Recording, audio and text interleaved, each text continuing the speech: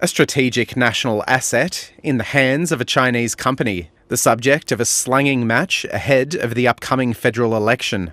It's time for Anthony Albanese to stump up if he's going to do it, put up the money. They've done it in Whyalla, so why can't they do it for the port here in Darwin?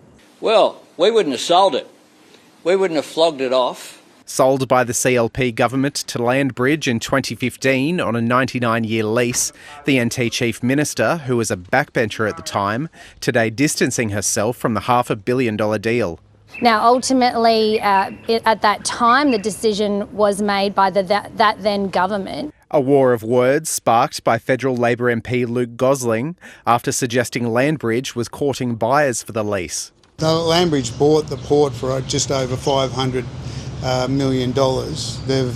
They say they've invested $60 million in it, and then they want to flip it for $1.3 billion. A dollar amount the company insists isn't real, and a lease they insist isn't for sale.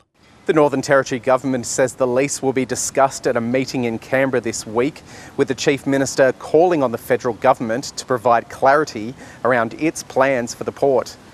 While Leah Finocchiaro wants certainty, she's refused to weigh in on whether she believes the lease should be sold. As well as security concerns, there's questions around Landbridge's finances after the company posted a $34 million loss last financial year. With Landbridge's parent company also in default of a $100 million loan, it could be grounds to trigger a termination of the lease. There'll be meetings with members from the Prime Minister's office, from Treasury and from the Logistics and Infrastructure branch. So from those discussions, we will have a clearer picture of what we'll be doing into the future with the port. Short-term politics for a deal that could have long-term consequences. Oliver Chaseling, ABC News.